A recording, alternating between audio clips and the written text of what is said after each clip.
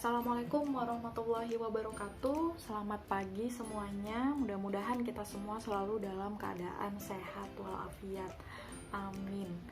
Oke, hari ini Ibu mengajar materi perbandingan trigonometri sudut-sudut istimewa. Nah, kenapa dinamakan sudut-sudut istimewa? Ya, sudut istimewa ini yang pertama, mereka semua berada di dalam kuadran 1. Kuadran 1 itu di antara 0 derajat atau 0 derajat sampai dengan 90 derajat. Kemudian sudut-sudut istimewa ini, nilai trigonometrinya itu merupakan bilangan yang sederhana ya, bisa bilangan pecahan maupun bilangan akar, bentuk akar. Jadi tidak bilangan yang desimal yang panjang begitu, tapi dia lebih sederhana, makanya mereka dinamakan sudut-sudut istimewa. Oke, nah sudut-sudut istimewa ini terdiri dari 0 derajat, 30 derajat, 45 derajat, 60 derajat, dan 90 derajat. Trigonometri yang digunakan yaitu sin, cos, dan tan. Ya, jadi sin theta, cos theta, tan theta. Jadi kalau 0 derajat berarti sin 0-nya isinya di sini. Oke. Sebenarnya di dalam materi yang sudah saya bagikan di classroom itu sudah lengkap bagaimana cara mencari nilai dari trigonometri sudut-sudut istimewa. Cuman saya jelaskan lagi di sini lebih ke supaya kalian lebih paham lagi dan supaya kalian mudah dalam mengingatnya. Karena nilai atau trigonometri sudut istimewa ini akan sangat penting digunakan ke materi-materi selanjutnya setelah ini. Gitu. Jadi kalau bisa kalian hafalkan atau kalau bisa paham dan bisa mengerjakannya nanti. Oke. Caranya adalah untuk mengisi dulu ya, sebelum mengisi sinnya, tuliskan dulu di sini. Ini saya siapkan satu baris di antara sin dan 0 derajat ini diisi setengah akar semua. Jadi setengah akar, sini setengah akar, setengah akar. Nah, lalu kita isi mulai dari 0 ya, berurutan. Jadi di sini 0, kemudian 1, 2, 3, dan 4. Kalau sudah seperti ini, lalu kita isi yang sinnya dulu, sin tetanya. Hasil dari yang di atas ini, setengah dikali akar 0. Akar 0 itu kan sama dengan 0.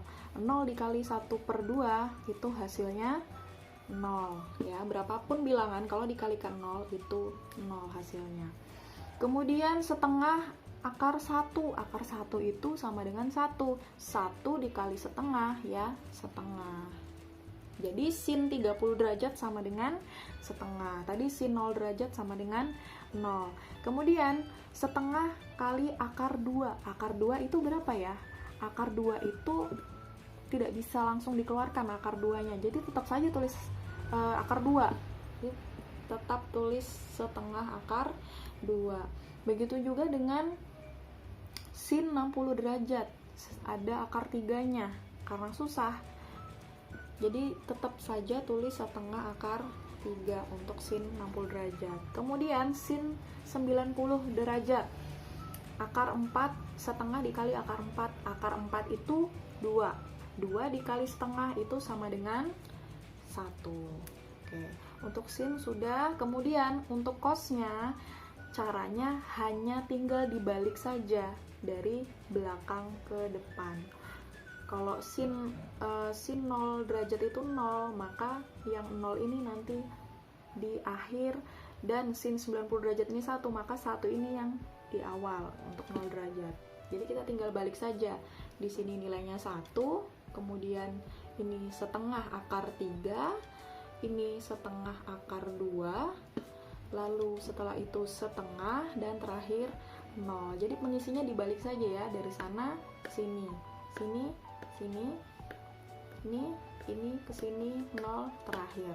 Itu untuk cos. Nah, untuk tan-nya, tan theta, kalau tan theta itu rumusnya adalah tan sama dengan D per depan.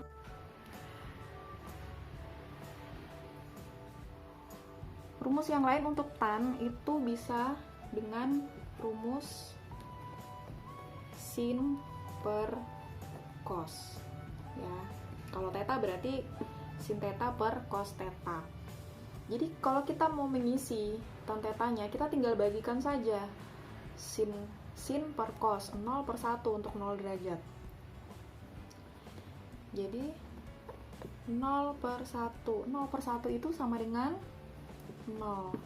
Jadi tan 0 derajat sama dengan 0. Kemudian tan 30 derajat, yaitu setengah dibagi setengah akar 3. Yang sama bisa dicoret, setengah dibagi setengah 1. Jadi sama dengan 1 per akar 3. Kalau kita rasionalkan lagi, maka hasilnya akar 3 kali akar 3 kan 3. Jadi 1 per 3 akar 3. Ini hasilnya 1 per 3 akar 3. Kemudian yang 45 derajat, setengah akar 2 dibagi setengah akar 2, sama-sama setengah akar 2, berarti hasilnya 1. Kemudian untuk yang 60 derajat, setengah akar 3 dibagi setengah, coret yang sama, sisanya akar 3. Kemudian untuk yang tan 90 derajat, sin dibagi cos, 1 dibagi 0. 1 dibagi 0 itu hasilnya tak terdefinisi. Ya. Kalau 0 yang di bawah itu tidak terdefinisi. Jadi seperti ini tabel perbandingan trigonometri sudut-sudut istimewa. Mudah-mudahan kalian bisa paham dan kalian bisa ingat. Kemudian saya punya contoh soal di sini. Tentukan nilai perbandingan trigonometri berikut. Nomor 1, cos 45 derajat dikali cos 30 derajat kurang sin 60 derajat kali tan 45 derajat. Kita bisa selesaikan dengan cara kita masukkan nilai-nilai perbandingan atau nilai-nilai trigonometri sudut-sudut istimewanya, karena kebetulan di sini yang digunakan adalah semuanya sudut-sudut istimewa. Pertama, cos 45 derajat. Cos 45 derajat itu tadi sama dengan setengah akar 2 nilainya dikali cos 30 derajat. Cos 30 derajat di sini adalah setengah akar 3. Kemudian dikurang sin 60 derajat. Sin 60 derajat nilainya adalah setengah akar 3 dikali tan 45 derajat. Tan 45 derajat nilainya 1. Nah, kita tinggal operasikan saja. Setengah akar 2 dikali setengah akar 3, yaitu setengah dikali setengah, 1/4. Akar 2 dikali akar 3, akar 6. Kurang setengah akar 3 dikali 1, setengah akar 3. Ya, jadi hasilnya ini. Apakah bisa disederhanakan lagi? Tidak bisa ya, karena ini bentuknya pengurangan dan yang di dalam akar ini tidak sama bilangannya. Jadi sampai di sini saja. Kemudian nomor 2. Nah, ini bedanya. Nomor 2 ini tidak menggunakan derajat, tapi menggunakan radian, ya. Ingat, radian itu, ya, saya tuliskan di sini atau di sini. Radian itu sama dengan 180 derajat, 1 radian. Jadi nggak masalah ya kalau soalnya dalam bentuk radian. Soalnya sin pi per 3, saya menyebutnya pi, sin pi per 3 dikali cos pi per 6 ditambah cos pi per 3 dikali sin pi per 6 dibagi sin pi per 4 dikali sin pi per 4. Kita selesaikan satu-satu dulu, kita ganti radiannya ke dalam derajat. Pi per 3 berarti 180 derajat per 3 sama dengan berapa? 180 dibagi 3, 60 dikali cos 180 dibagi 6, 30 ditambah cos 180 dibagi 3, 60 180 dibagi 6, 30 dibagi pi per 4, 180 dibagi 4, 45 ya, dikali sin 45 juga. Maka hasilnya sin 60 derajat. Sin 60 derajat yaitu setengah akar 3 dikali cos 30 derajat, setengah akar 3 juga. Cos 60 derajat 1/2. Sin 30 derajat juga 1/2 dibagi sin 45 derajat sama dengan 1/2 akar 2 dikali sin 45 derajat setengah akar 2. Hasilnya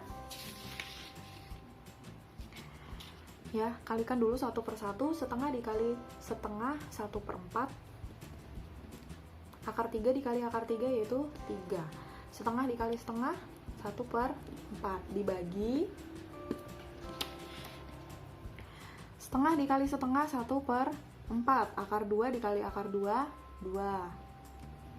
Maka hasilnya ini kita kalikan dulu, 3 dikali 1 3/4 ditambah 1/4 per 1 dikali 2 2/4.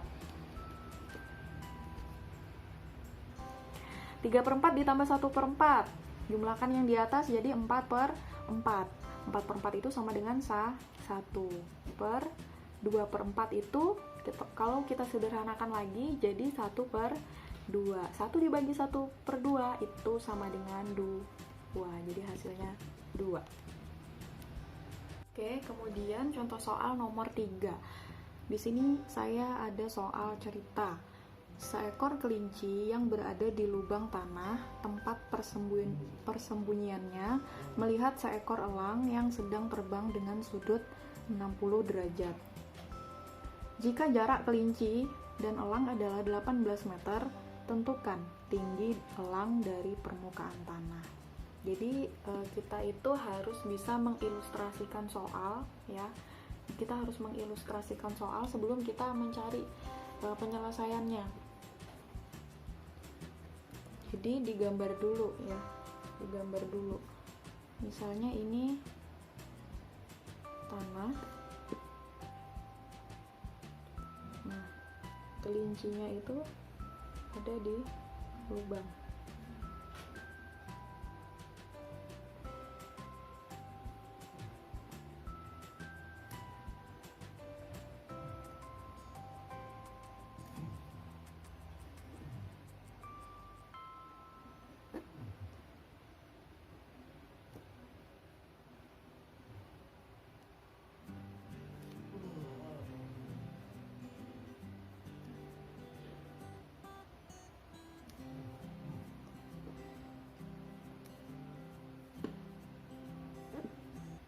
Oke, mohon maaf kalau gambaran saya kurang baik karena saya bukan guru menggambar. Oke. Nah, jarak kelinci ke burung elang ini, misalnya burung elang, ini kelinci, dia berkubang di dalam tanah dan jarak mereka yaitu sejauh 18 meter. Dengan sudut elevasinya ya sebesar 60 derajat. Yang ditanya adalah tinggi elang dari permukaan tanah.